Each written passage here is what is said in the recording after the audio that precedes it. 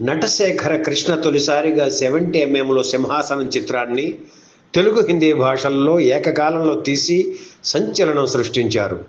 Telugu cinema చరిత్రలో సాంకేతికంగా ఆధునిక హంగులతో ఈ సినిమా తీయడానికి ఆయన ఖర్చు విషయంలో వెనుకాడలేదు.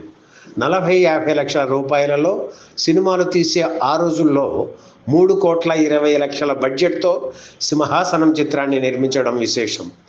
ఇప్పుడు ఇలాంటి సినిమా తీయడానికి 100 కోట్ల రూపాయలు చాలవేమో. హీరో కృష్ణ 235వ చిత్రంగా సింహాసనం 1986 మార్చి 21న, అంటే సరిగ్గా 40 ఏళ్ల క్రితం రిలీజ్ అయింది. నిర్మాణ పరంగానే కాకుండా విడుదలలోనూ రికార్డు క్రియేట్ చేసింది.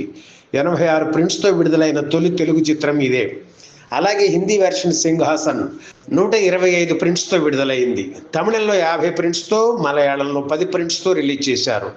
6 కేంద్రాల్లో 70 mm ప్రింట్స్ విడుదల చేశారు. కేవలం సినిమా చూసి కరెక్షన్స్ చేయడానికి ప్రత్యేకంగా 5 ప్రింట్స్ తీయడం విశేషం.